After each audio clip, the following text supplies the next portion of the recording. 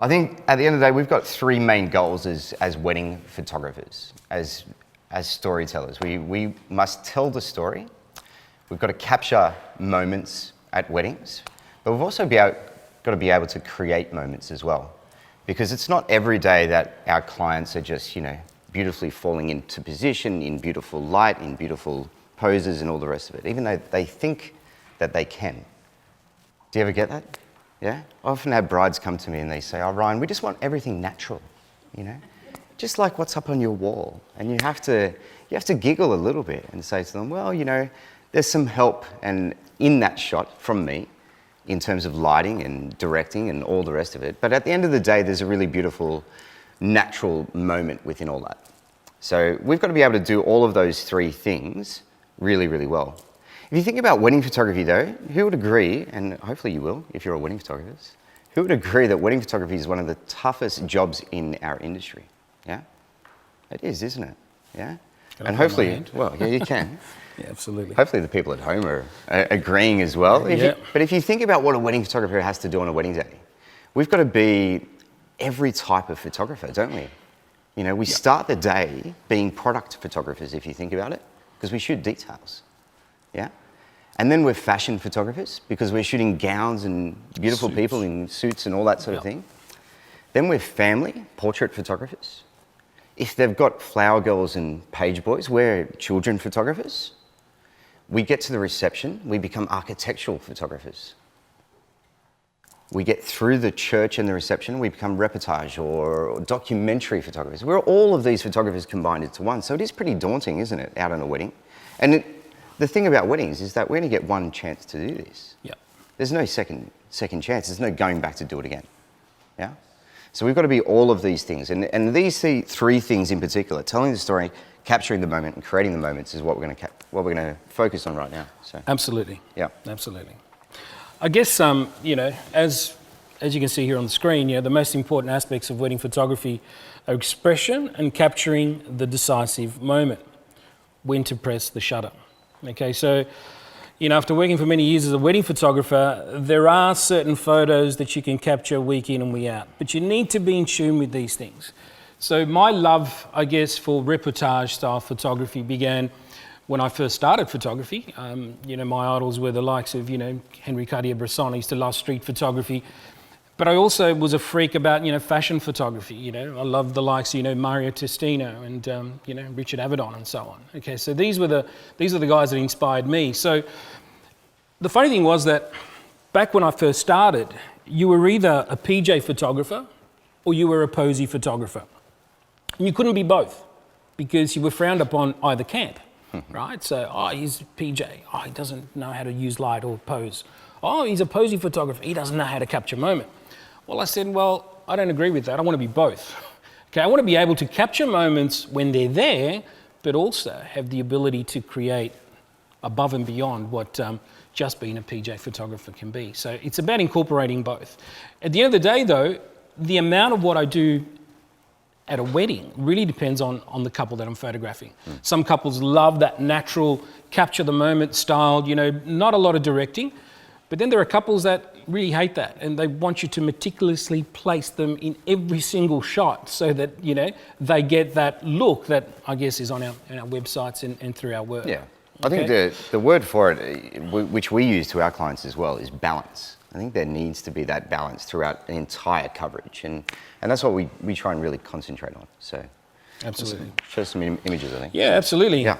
So, at the end of the day, when we start talking about capturing stories, it's about identifying moments, but being in tune with your surroundings, which is really, really, really important. And I'll give you some examples. Sometimes to tell a story, we need a sequence of images to tell a story. But when I talk about sequences, I don't talk about putting the camera in motor drive and spraying off, 400 frames to capture maybe 2, 3. Okay, I'm not talking about that. It's about reading what's about to happen, preempting what's about to happen, positioning yourself accordingly, and capturing the moment, which is what it's all about, really. So let's have a look at this image here. So we have this is the hotel room where the bride was getting ready, and this is what I was confronted with: a scared, panicky bride. And I think the look here says it all. Okay, so that was the shot. Okay, so there was anxiety. Okay, and I needed to be able to recognize that anxiety and document things accordingly. The minute I turned my camera 90 degrees, who did I see that was there to comfort her? The bride's father. So this is going to be interesting. So now I'm waiting. I'm waiting because he's looking at her and there are things happening. He's feeling what she's feeling. And then we get to the pinnacle of the story. And the pinnacle of the story was this beautiful hug from Dad, going up and capturing, that beautiful emotion, which is what it's all about. Yeah. So it's about recognizing, feeling the moment, putting yourself really in their shoes, which we'll talk about in a minute, and then following, and then there it is. And all this comes back into understanding your client needs, which we'll talk about, extensively today and tomorrow as well. So we capture moments using several images, but we can capture moments just using one image, and that says it all. I mean, here was, during the speeches, beautiful expression. Okay, you're there, you're waiting for the moment. We see the moment here, and we react to it. Bang, there's the shot, as opposed to just rattling off frames after frame and then possibly missing the shot. Yeah, I think I want to concentrate on that point as well, because I hear of so many people that say to us, look, I come back from weddings with 4,000 or 5,000 images, and that... It's scary. Yeah, it is. It's really, really scary. I think they refer to it as spraying and praying. Spraying and praying? Yeah, absolutely. So I think part of what we do is that we're comfortable in our own skin and with our equipment, that we can wait for that perfect moment to happen, and then just concentrate on those little moments that we need to tell the complete story. So yeah, absolutely. Yeah, absolutely. So. This is another one of my favorites here. I mean, this is, contemplating, scary, contemplating a murder here. Actually, we're contemplating a murder of mother of the groom, but that's another story. But anyway, it's about, once again, seeing what's about to happen. Okay, reading the story. This was shot with a very long lens, really honing in on the expression. And the guy on the left, I believe, makes the shot because his eyes will bring you back into the frame. So it's framing things. And I guess as photographers, we choose what we include in a frame and what we exclude in a frame. And then you get the goofy, celebrant that wanted to look at my camera to see the image that I've taken. Little did she know that she needs to look at the back of the camera, not the front of the camera. And this poor lady being in the wrong place at the wrong time. Okay, this was just one of those moments where you just react quickly. The bride and groom were about to be announced by the celebrant, and this woman just walks out of the background, just into the middle of the crowd. So, yep, and she wasn't even part of that wedding, which is really funny. But it's about reacting quickly, and when things happen. I love that shot. Yeah, I do too. It's crazy.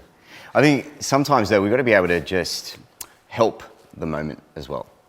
And being able to help the moment so that it comes together in an entire picture. So this moment was happening, but it was helped. It was helped by me in terms of telling the bride exactly where I wanted her to stay on the steps or stop on the steps. So I saw the light come down, hit those stairs, and as she was walking into the church, I said to her, look, darling, see that patch of light right there on those stairs? It's about halfway up. I want you to get to that patch of light and stop. That's all I really said.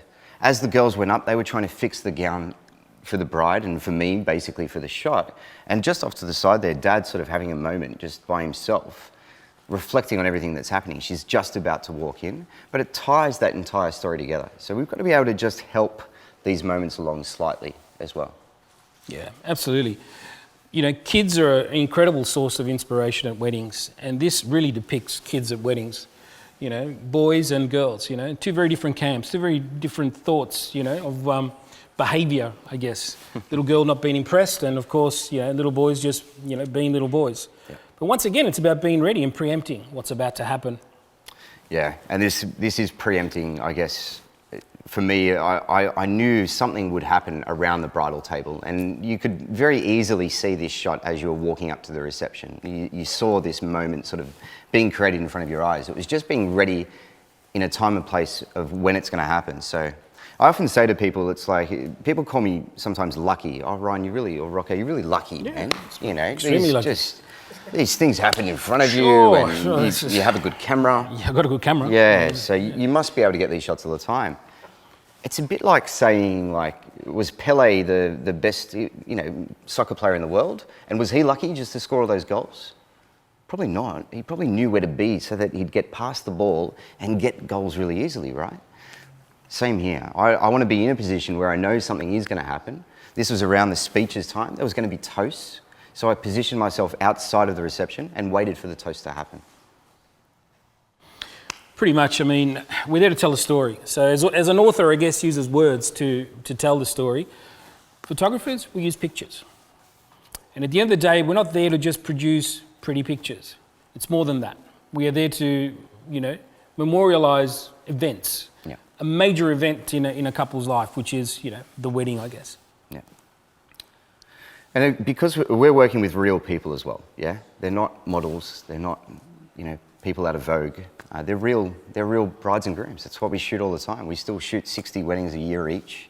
So we need to be able to just control those moments to a certain degree, yeah? So, in this one, this is literally during their first dance, but just prior to their first dance, I said to them, guys, I don't want you to just do your first dance as normal, you normally see it. Those really stiff, we've all seen it, yeah? Those really stiff first dance where they look like robots. I said, hug, enjoy the moment, embrace each other. Embrace each other. And they were the key words that sort of resonated in their mind. And as they were doing that first dance, I bet you they were thinking, we need to embrace here. We need to be in this moment. Yeah. And then it's the right timing of light and crop. There's a certain crop to that we don't need to see all of the subject in the shot in order to feel what's actually happening. We can feel it through that embrace. Yeah. So at the end of the day, it's really about evoking an emotion with our imagery. And, with the use of light, use of cropping, and use of, composition. Later on, when we shoot in the afternoon, you'll see us put all these things into practice, and how cropping is such a huge part of, storytelling. Absolutely, 100%. I'll go back to creating these little moments as well. And through these shots, I was literally shooting quite a standard portrait of mother and bride, basically. And as we were doing these shots, I could see that they were very close, and I could see that there was something about to happen. I just needed to give them permission for it to happen in front of me. So as I was doing the shot, I said to them, ladies, do you feel like hugging? Do you feel like really hugging? And they both said to me, yeah, we do. Well, do it. Let's hug it out. Yeah. Hug it out. And I needed to be my own second photographer in this case as well. So as they were hugging, I got the shot and the embrace of mum and daughter, but then I wanted her expression as well. So they kept hugging, I walked around them, literally walked 180 degrees around the other side and shot the bride's expression as well. So we've got both connected moments. Does that make sense to everyone? Yeah? We're all good with that? It's weird that we can't see the internet going as well. If you could just nod the camera up and down, that would be... Absolutely. Yeah. Absolutely. So there you go. That's it. Awesome. Keep nodding. Fantastic. Awesome. Yeah. Nice. Fantastic. We move on to, and this is probably a bigger thing here in the States than it is in Australia. We don't often get these moments of the reveal. We don't shoot it. Our days don't run like that. But so when we do, we want to make sure that, again, that story has real passion, real emotion throughout it all. Yeah. And it's just giving the people, I guess, the permission at the end of the day to react that way in front of us, or to act that way in front of us. Not act, but just do it in front of our cameras and not be scared and not be so uptight.